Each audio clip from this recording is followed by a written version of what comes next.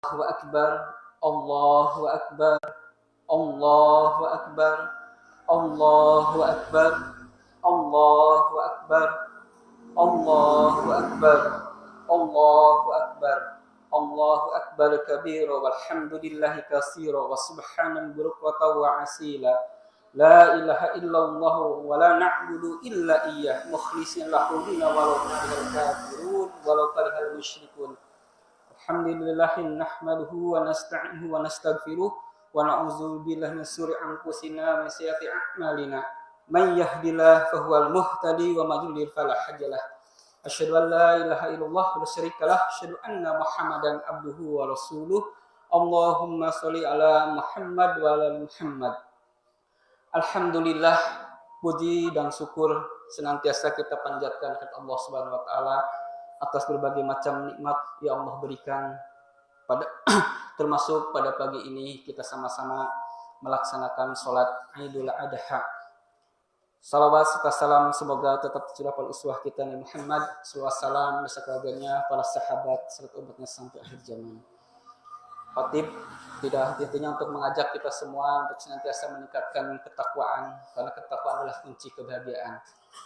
A'udzubillahi minasyaitonir rajim. Ya ayyuhalladzina amanu taqullaha haqqa tuqatih wa la tamutunna illa wa antum muslimun. Sebagaimana kita ketahui bahwa Islam merupakan agama yang sempurna, agama yang menyeluruh, dan kita tahu bahwa ibadah sudah diatur oleh Allah sedemikian rupa sehingga setiap saat, setiap waktu kita diusahakan senantiasa terikat dengan Allah.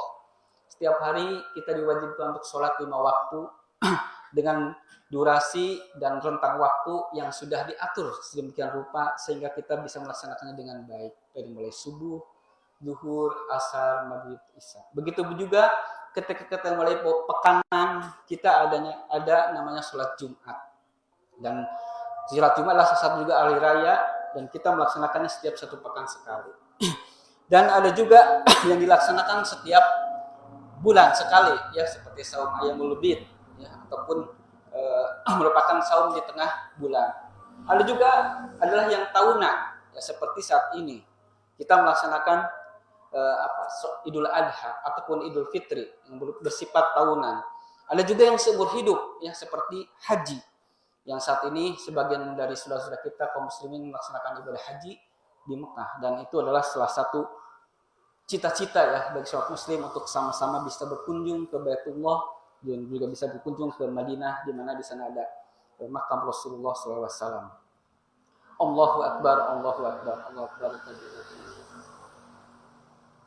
Kurban adalah suatu ibadah, ya, merupakan ibadah yang sudah ada sebelumnya, tidak hanya di zaman Rasulullah SAW. Seperti yang ini kan diwajibkannya seperti saum Ramadan. Ya, Ramadan ada juga sifatnya tahunan. Ramadan itu atau saum itu juga merupakan ibadah min qablikum. Jadi sebelum engkau juga sudah melaksanakan. Begitu juga kurban. Kurban sudah dilaksanakan bahkan dari sejak Nabi Adam. Ya, dan Nabi Ibrahim yang jelas-jelas diperintahkan untuk diikutinya. Dan kata kurban sendiri itu koruba kurbanan, mendekatkan diri. Nah, ini ketika zaman Nabi Adam, anak dari Nabi Adam yaitu Qabil menginginkan nikahnya dengan kembarannya, ya, tidak ingin disilang. Ini kan diperintahkan untuk berkurban. Dan dalam kurban tersebut kedua-duanya memberikan apa yang dia usahakannya. Ya, dalam Al-Qur'an disebutkan surat Al-Maidah ayat 27, ya, di sana bahwa dua-duanya melaksanakan kurban, ya. Taqarruba kurbanan, ya. Dan tapi ada seorang yang diterima dan seorang tidak diterima. Fataqabbala min ahadima wa lam yutaqabbal min akhar. Jadi ada yang diterima kurbannya dan ada yang tidak ternyata. Sama seperti saum juga, ujung-ujung kata saum itu la'allakum tattaqun. Nah, kata-kata la'allakum itu taroji, harapan. Jadi bukan otomatis barang saya saum dapat takwa, enggak, tapi ada harapannya, ya. Kalau benar-benar saumnya akan dapat yang namanya ketakwaan. Tapi kalau tidak, maka tidak akan dapat yang namanya ketakwaan itu. Sebagaimana dalam sabda Rasulullah mengindikasikan banyak yang saum tapi tidak dapat kecuali jual atos. Rubba sha'imin laisa lahu min siyami illa jual atos. Kecuali hanya hal lapar dan dahaga. Begitu juga kurban. Banyak yang kurban, tapi bisa jadi ada yang diterima, ada yang tidak. Ya, karena hasil dari kurbannya itu adalah merupakan hasil dari korupsi, mungkin hasil mencuri, hasil menipu, hasil berjudi, itu jelas tidak akan diterima. Atau ketika berkurban pamer, ingin dilihat, ya, ingin dipuji dan lain-lain. Dan karena inti dari kurban itulah ketakwaan. Sebagaimana Allah Subhanahu wa taala dalam surat Quran Al-Hajj ayat 37, A'udzubillahi la yanalallaha luhumuha wala dima'uha walakin yanaluhu taqwa. Kadzalika sakhkharaha lakum litukabbirullaha ala ma hadakum wa basyiril muhsinin. Jadi ketakwaan intinya, bukan kurban. Karena yang namanya daging, darah, itu Allah tidak butuh. Allah itu ghaniyun 'anil 'alamin. Maha kaya, gitu kan. Yang kita kurbankan kembali ke kita, bahkan dibagikan kepada masyarakat manusia. Berbeda dengan kurban di luar, ya, di luar Islam, seperti persembahan ke Nyiro Kidul, persembahan kepada yang ngegegeh, misalkan di gunung. Itu si binatangnya dilempar ke sana, ke Gunung Merapi, misalkan kepalanya. Kita tidak memakannya, seakan-akan yang ditakutinya atau yang diberi kurbannya itu dia butuh. Sementara Allah itu kan tidak. Ketika kita menyembelih, justru bagikan kepada kita. Dan orang yang berkurban juga menikmati itu. Gitu. Dan kurban itu mungkin dilaksanakan bagi orang-orang yang mampu saja, ya. Karena tentunya ini adalah ibadah maliyah. Kalau ibadah maliyah itu sifatnya harta, itu sifatnya orang-orang yang mampu. Sama seperti haji, zakat mal, itu yang mampu. Sedangkan yang tidak mampu tidak bisa melaksanakan kurban. Tapi tentunya tidak berkecil hati kita bagi kita kaum muslim yang tidak bisa berkurban. Kita tentunya bisa tetap menikmati daging kurban dari hasil kurban saudara-saudara kita. Dan yang terpenting juga bisa mengambil hikmah dari Idul Adha ini. Ya, banyak sekali hikmah-hikmah yang didapatkan dari peristiwa Idul Adha. Ya, dari sifat kurban ini. Salah satunya di sini adalah bagaimana kita bisa mengambil hikmah masalah pendidikan di keluarga.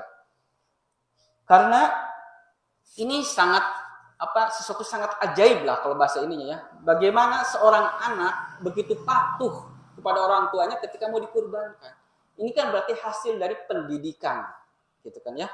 Dalam surat As-Saffat ayat 102 disebut Allah berfirman, auzubillahi "Falamma balagha ma'as-sa'ya qala ya bunayya inni ara fil manami anni asbahuka fanzur madza tara." Jadi kita Nabi Ibrahim dialog dengan Nabi Ismail, ya, putranya pada saat itu baru balik, ya, saya sudah mampu. Ya mungkin 13 tahun lah, 14 tahun kalau sekarang anak SMP gitu, ya. Jadi saya memimpi, ya, melihat aku mau menyembelih. Kalau mimpinya Nabi adalah wahyu. Jawabannya adalah qala ya abatib al ma tu'mar satajuni insyaallah minal sabirin. Begitu mengagumkan, dia siap. Ya, lakukan saja. Itu perintah dari Allah. Insya Allah sabar. Bagaimana anak disuruh disembelih, gitu kan? Kalau sekarang anak-anak disuruh bangun subuh aja kan berat, gitu, ya. Ayo bangun subuh ke masjid, itu tidak mudah, gitu kan? Ayo tuh ada pengajian, atau udah ngaji belum, gitu kan?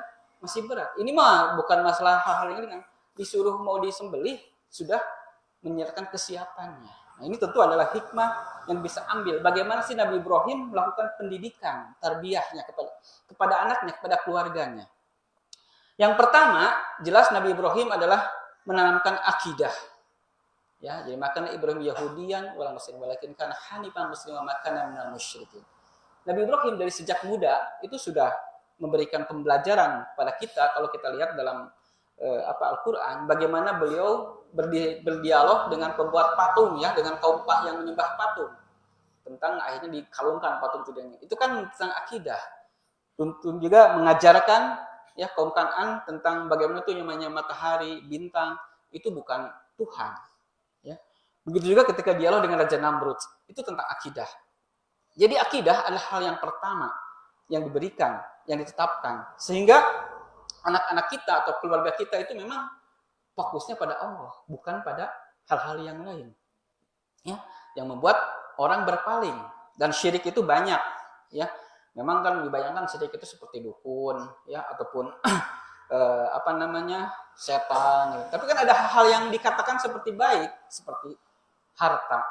Itu bisa jadi syirik. Orang bisa mengejar harta dengan membanting tulang, bahkan merabas aturan agama untuk mendapatkan harta, untuk bisa hidup. Ya. Tapi apa yang didapatkan bukan kebahagiaan, gitu kan ya. Ataupun penguasa yang zolim ya seperti Fir'aun, Namrud, itu juga membuat syirik. Orang akhirnya bergantung pada penguasa-penguasa itu. Wah, jika kalau nggak ada dia, masih tidak bisa hidup. Nah, bekerja pada tuannya, pada pemerintahnya. Seakan-akan dia memberikan kehidupan, memberikan ini. Padahal Allah lah. Sehingga akhirnya dia mengikuti apa yang keinginan penguasa itu. Nah, padahal itu menyesatkan. Di sini ada beberapa hal yang perlu bisa kita ambilkan. Yang pertama, Nabi Ibrahim itu memilih istrinya yang solihah. Ya, jadi ketika Nabi Ibrahim pada ketika dengan Siti Saroh ke Mesir, kan akhirnya diberikan hadiah ya, itu budak yaitu Hajar yang solih. Dan kita bisa melihat kesolehan Siti Hajar ya, ketika ditinggalkan oleh Nabi Ibrahim. Bagaimana diajak melakukan perjalanan ke Mekah dari Syam itu ribuan kilo, naik unta. Nah, kalau sekarang kan naik pesawat, naik mobil, naik unta ke gurun pasir. Dan ditinggalkan di gurun pasir. Hanya bekal untuk beberapa hari. Dan kitab Bidayah wa Nihayah Ibnu Katsir memberikan dialognya ya, bagaimana kesolehan Hajar ketika ditinggalkan Nabi Ibrahim. Jadi ketika Nabi Ibrahim pergi, ya, faqalat, ya Ibrahim, aina tazhab? Ya, wa tatrukuna, engkau mau kemana? Engkau mau meninggalkan kami, katanya. Bihadal wadi alladhi laisa bihi unasun wala sayun. Jadi di sini tidak ada makanan, tidak ada orang, ditinggalkan coba. Yang menurut tapi Nabi Ibrahim jalan terus. Gitu kan ya, tidak menoleh. Akhirnya berapa kali itu ditanya gitu, terakhir apa yang ditanyakan oleh Siti Hajar. Di sini berkatakan ya, berkata, Allah amaraka, apakah Allah yang memerintahkan engkau? Kata Ibrahim, na'am.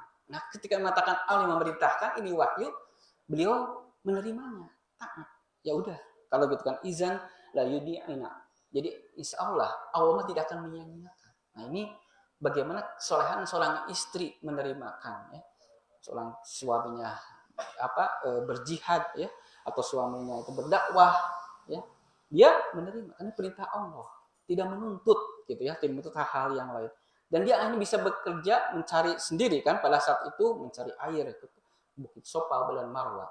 Ini adalah kesolehannya. Kita juga bisa melihat dalam diri Rasulullah SAW bagaimana Siti Khadijah yang soleh, yang beliau adalah hartawan yang hanya kekayaan dan mendukung. Sampai pada akhir hayatnya dia kondisinya adalah miskin. Ini adalah pendukung yang sangat penting, yang menghasilkan keluarga yang solehah, yang soleh. Yang kedua adalah doa. Nah, ini tidak henti-hentinya kita ingatkan pada diri kita, pada orang tua ya. Bagaimana doa itu sangat penting dalam keluarga. Anak mendoakan pada orang tua mendoakan pada anak. Bahkan sudah diajarkan, lebih piri wali daya rahmatan marbayani sogiro. Anak itu senantiasa dibacakan itu kepada orang tuanya. Begitu juga orang tua mendoakan ya pada keluarganya, pada anaknya. Ya, Rabbana hab lana min azwajina wa dzurriyyatina qurrata a'yun waj'alna muttaqina imama.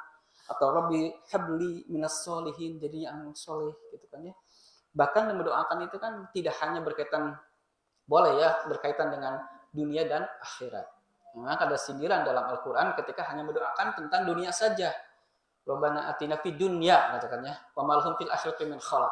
Jadi hanya ngadoakan teh doa dunia wae, sing hartanya sing banyak, sing kuliahnya bagus, ya sing wajahnya kasep, geulis dan yang lain sing sehat. Itu dunia aja. Tapi harusnya dunia dan akhirat. Rabbana atina fid dunya hasanah wa fil akhirati hasanah wa qina adzabannar. Sebagaimana Nabi Ibrahim ketika berdoa, Nabi Ibrahim mengatakan Rabbana liyuqimas sholata, kan? Orangnya itu yang menegakkan sholat, ya, menegakkan Islam, mengikuti aturan-aturan Islam, maksudnya syariat Islam.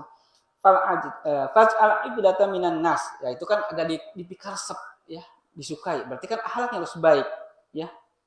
Warzuqhum minas samarati la'allahum yashkurun. Diberikan rezeki. Ya, jadi doa itu tidak hanya masalah akhirat saja, boleh dengan dunia, kuliahnya yang bagus, ya, dapat jodohnya yang bagus, dapat rezekinya yang bagus, pekerjaan yang bagus. Ya. Tapi diawali dengan akhirat dulu. Dua-duanya itu doa. Sehingga orang tua ngedoain anak, anak ngedoain orang tua. Dan ini akan terjadi kesolehan yang sama-sama menghasilkan generasi yang baik. Yang ketiga, nah ini yang terpenting adalah juga teladan yang baik. Ya, dalam surat Al-Mumtahanah ayat 4 dan 6 ya disebutkan. Yang 4 aja disebutkan. Auzubillahi minasyaitonir rajim. Qad kanat lakum uswatun hasanatun fi Ibrahim walladzina ma'ahu. Jadi ada contoh. Ini kan kum di sini kepada Nabi Muhammad dan para orang mukmin. Ada contoh kepada Nabi Ibrahim. Dan Nabi Ibrahim itu memberikan contoh. Karena ada ungkapan kan, lisanul hal itu absahu min lisanul qaul. Jadi kalau kita dengan contoh itu akan lebih ngena daripada dengan kata-kata. Orang tua nih, ya dek, ngaji ya. Ayo bapak nanti ngaji misalkan ya. Ayo sholat. Bapaknya kalah nonton main bola, misalkan can sholat gitu ya. Atau ibunya juga, dek ngomong teh yang benar. Ibunya kalah ngomong kasar atau kalah ngomongin orang lain. Orang tua anak-anak yang ngomong, si ibu gitu ya, si umi teh atau bunda teh atau si ayah gitu sholat tengah ya udahlah, anak juga tidak mau. Gitu kan ya. Jadi perlu ada contoh ya, merupakan ini contoh kan Nabi Ibrahim. Yang keempat adalah mencari lingkungan yang baik. Ya, jadi di sini lingkungan itu penting. Yang paling penting di sini lingkungan adalah pertemanan. Ya, sabda Rasulullah kan kalau lihat orang itu tanda pertemanan. Bagaimana sekarang kebanyakan terjadi kenakalan remaja itu karena apa? Hubungannya dengan teman. Akhirnya terlibat geng motor, terlibat narkoba, gitu kan ya. Yang itu lingkungan itu akan sangat mempengaruhi. Di rumahnya sudah diemple-emple, sudah dibaik-baik, ternyata gabung dengan geng motor, ya, main malam begini. Tunggu sekarang ada jam malam ya, gitu ya, tidak bisa keluar dengan mudah. Atau lingkungan juga sekarang dengan HP ternyata kan, tidak sih main dengan orang lain, dengan tetangga, dengan teman-teman, tapi di kamar main HP aja, gitu ya, yang akhirnya mempengaruhi kehidupannya. Dia tidak berinteraksi dengan lingkungannya, gitu kan ya. Untuk melakukannya ya dunia maya ya, akhirnya membuat anaknya ternyata bicara nanti kok gini, tiba-tiba ikut judol gitu ya, ada 5.000, 4.000 gitu kan ya, karena dari lingkungan ya, baik itu dari lingkungan dunia maya sekarang. Kalau dulu kan hanya dunia nyata aja, kalau sekarang lingkungannya dunia maya. Nah itu yang penting, bagaimana menjaga lingkungan, karena ini akan membacakan hasil yang terbaik. Yang kelima, berbicara dengan perkataan yang baik. Nah ini, bagaimana tadi dialog di surat As-Saffat itu, ya bunaya, ya, kalau bapak anaknya ya abati. Jadi ungkapan-ungkapan yang bagus. Ya, dede gitu kan, masih tong sampai saya kamu si baung atau ngeluar kata-kata yang kamu tuh bisa diatur gitu ya. Atau si apa, atau orang anaknya juga bapak mah, ibu mah, mama mah gitu ya. Dengan kata-kata yang akhirnya saling mencela. Nah ini jangan sampai, bercerita dengan baik agar apa? Bisa meresap ya, kata-kata yang menjudge ya, menjudge itu kan menjadikan ini mengecap orang, akhirnya seorang itu juga tidak malas. Ya udahlah saya mau disebut baung, udahlah saya mau disebut memang pengangguran atau apa. Jadi akhirnya tidak memberikan kata-kata yang bagus, sehingga komunikasi dengan baik. Dan tidak mudah ya membangun komunikasi itu. Banyak orang tua yang berbicara dengan anaknya kaku karena jarang ngobrol, mau mata hantu. Itu ke ibu aja lah, atau ke ustad aja, atau ke guru aja. Pak punten bapak cariosan barangkali abdi gitu ya. Karena ku bapak ku anaknya ku ini suka emosi ku bapak nama gitu ya. Titik-titik gampang misalkan terlalu gitu ya. Karena komunikasinya belum terbangun. Nah ini bagaimana kita bisa melihat komunikasi harus dibangun. Ya mungkin pertamanya yang belum biasa ngobrol dengan anaknya yang serius, kaku. Tapi itu harus dilakukan. Karena nanti pertanggungjawaban pada orang tua. Ya ayyuhalladzina amanu qu anfusakum wa ahlikum nar. Orang tua, bapak dan ibu yang akan dimintai pertanggungjawaban. Kenapa terjadi narkoba? Ada bapak parasiawai dengan ibu. Ada bapak tidak memperhatikan, bapak tidak melarang, tidak mengingatkan. Ada ibu, ada gini-gini. Nah, seperti itu. Jadi berbicara komunikasi yang sangat baik, ini dicontohkan oleh Nabi Ibrahim. Yang keenam, inilah cinta karena Allah. Ya. Jadi insya Allah minas sabirin. Jadi kenapa bisa terjadi kesolehan itu? Karena masing-masing fokusnya pada Allah. Ya, bukan pada material. Anaknya yang satu karena pintar, karena bagus, wah diogo, dibagus. Anak lu iya kurang. Ya udah, kadang-kadang udah ngerakeun we maneh mah atau gimana. Akhirnya tidak diberikan pendidikan atau tidak perhatian. Atau ketika suami lagi ada masalah di pekerjaan, omset menurun apa, Karena ketika diberikan belanja yang bagus, si istri bager gitu kan. Tapi ketika turun, udahlah, tidak mampu, tidak ini, cerewet dan lain-lain. Nah, begitu juga sebaiknya ya. Ketika si istri sudah mulai menua, sudah mulai ini, mencari yang baru atau apa. Karena hanya fisik saja. Nah, tapi ini harus cinta karena Allah. Karena kita hidup, berkeluarga itu kita harapkan hidup kita itu tidak hanya di dunia, tapi nanti juga di akhirat. Ya. Jangan sampai kita hanya ikatan dunia, udahlah, ada uang, abang sayang, tidak uang tendang gitu ya. Atau anak ada masalah sudah ditinggalkan, tidak mau diinikan, sudah diusir dan lainnya. Tapi ini bagaimana kita membangun cinta karena Allah? Karena apa? Kita berharap hidup kita tidak hanya di dunia, tapi juga nanti akan mendapatkan kehidupan yang abadi di akhirat, berkumpul. Jadi rasanya adalah rasa cinta ya, kepada Allah Subhanahu wa Ta'ala, bukan material ataupun hal-hal yang lain. Banyak orang yang melakukan hubungan keluarga hanya karena material, karena kekayaan. Ketika kekayaannya menurun, sudah bubar. Hanya karena kecantikan, kegantengan kecantikannya menurun, sudah bubar. Ya. Yang ketujuh, nah ini, bagaimana adanya kolaborasi bersama keluarga dalam beribadah. Ya, beribadah, melakukan sesuatu, ya, ataupun melakukan pekerjaan-pekerjaan. Ini dalam surat Al-Baqarah ayat 127 disebutkan, ya, Allah berfirman, wa idh yarfa'u Ibrahimu qawa'ida minal baiti wa Ismailu rabbana taqabbal minna innaka antas samiul alim. Jadi Nabi Ibrahim membangun Ka'bah itu dibantu Nabi Ismail. Ya, jadi ada kolaborasi. Jadi sholat kalau pas tidak ke masjid, misalkan berjamaah, suami, istri dan anak. Ya, jangan untuk ibu duluan, bapak duluan gitu ya. Ibu mah kagok lagi ini, nah, suka gitu ya. Bagusnya bareng-bareng ketika misalkan tidak ke masjid, istri, anak juga ya. Si AA lagi gini gitu, kagok lah saya babakli bareng. Ya, begitu juga misalkan pekerjaan rumah, ya jangan sampai ya ibunya wae nu masak, nyuci piring dan anak nama nyantai aja pas makan baru. Karena Pak tidak dilibatkan. Ya. Pas nanti dia nikah tidak bisa masak, tidak bisa nyuci, ayo nanti kan. Saya gopud wae gitu ya. Kalau ada uang, kalau tidak ada uang gimana? Karena tidak pernah dilibatkan. Tidak dilibatkan. Ini bagaimana Nabi Ibrahim melibatkan anaknya dalam membangun Ka'bah. Kita juga dalam ibadah libatkan anak ini, istri ini. Dalam melakukan pekerjaan di rumah sama. Sehingga anak itu juga ada keterikatan, ya, ada kerjasama. Tidak hanya langsung aja menerima, gitu kan, ya. Mulai nyuci piring, nyuci pakaian, semuanya hanya ibu aja, gitu kan. Kalau pembantu mungkin pembantu, gitu ya. Nah, di sini kita harapkan bagaimana kolaborasi, ya, tadi. Karena suami itu jadi imam, ya, sholat di keluarga. Ya, jadi ketika tidak ke masjid, maka usahakan ada kolaborasi. Berbeda lah suasananya kalau dalam satu rumah ada 3 orang, 4 orang, sholatnya masing-masing dengan berjamaah. Ya, mungkin suami kan seringnya ke masjid, atau pas dia ke masjid, jam besar atau gimana, maka bersama-sama.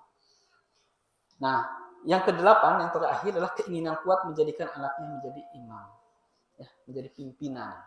Jadi ada visi yang tinggi, bahwa anak itu adalah generasi selanjutnya yang lebih baik lagi dari kita. Bapak mah pendidikannya sampai sini, anak harus sampai sini. Ya, bapak mah belum sempat haji, mungkin anak harus haji. Bapak mah hanya hafal berapa surat, ya anak mah misalkan 1 juz atau bahkan mungkin yang 30 juz. Nanti itu kan akan memberikan hal-hal yang baik, ya, yang baik, yang merupakan ngalir soleh itu. Ya, bagaimana Nabi Ibrahim ketika diangkat menjadi pimpinan, Nabi Ibrahim mengangkat juga anaknya. Ya, dalam surat Al-Baqarah ayat 124, wa idh betala Ibrahimu bi kalimati fa'atamahum. Qala inni ja'iluka linasi imama. Qala wa min zurriyyati. Qala la yanalu ahdiz zalimin. Jadi ingin anak-anaknya juga merupakan mendapatkan posisi sebagai pimpinan, sebagai yang lebih baik. Tapi kata Allah tidak semua. Kalau yang zalim tidak dapat. Maka ini keinginan kuat kita, ya, semua biasa sebagai orang tua, anak-anak kita menjadi lebih baik lagi, ya, baik segala hal, ya, dan hal-hal yang kurang ataupun hal-hal yang salah yang telah kita lakukan jangan sampai terulang pada anak kita. Ya, ketika ada cacat dalam diri kita atau dalam istri kita, dalam perilaku dan anak-anak kita tidak lagi. Ketika kita mencapai level A, level 2, 3, anak kita level 4 atau 5. Allahu Akbar, Allahu Akbar, Allahu Akbar walillahil hamd. Dan marilah kita sama-sama berdoa semoga dengan Idul Adha ini kita bisa mengingatkan kembali bagaimana Nabi Ibrahim mendidik anaknya, keluarganya menjadi anak yang soleh yang siap berkorban. Bahkan kesiapannya kurbannya itulah datang dengan nyawa. Nah, kalau kita bagaimana anak kita bisa mengikuti apa arahan kita, hal-hal yang baik untuk anak-anak kita. Tidak sampailah seperti Nabi Ismail yang sampai siap untuk dibunuh. Ya. Alhamdulillahirabbil alamin. Allahumma ighfir lil muslimin, Allahumma alhamdulillah alamin. Hamdan katsiran, hamdan na'imin, hamdan katsiran wa mazidah. Ya rabbana lakal hamdu wa lakal syukru kama yanbaghi adim sultanik.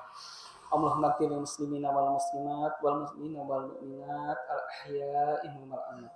Allahumma nas'aluka salamatan fid din wa afiyatan fil jasad wa ziyadatan fil ilmi wa barakatan fil rizqi wa taubatan qabla al maut wa rahmatan indal maut wa maghfiratan ba'dal maut. Allahumma hawwin alaina fis sakaratil maut wa najata minan nar wa afa'il hisab. Allahumma hab lana min azwajina wa zurriyyatina qurrata a'yun waj'alna muttaqina imama. Allahumma ighfir lana dzunubana wa liwalidana wa limasakhina wa limuallimina wa liman lahu haqqun 'alaina ahadu asma ilaika fatil muslimin ajma'in. Allahumma inni a'udzubika min al-khubuthi wal khaba'ith wa asqam. Allahumma salli muslimin wa muslimat di Indonesia wa fil alam wa fil Palestin. Rabbana atina fid dunya hasanah wa fil akhirati hasanah wa qina adzabannar. Wassallallahu alaihi Muhammadin wasallam. Alhamdulillahirabbil alamin. Assalamualaikum warahmatullahi wabarakatuh.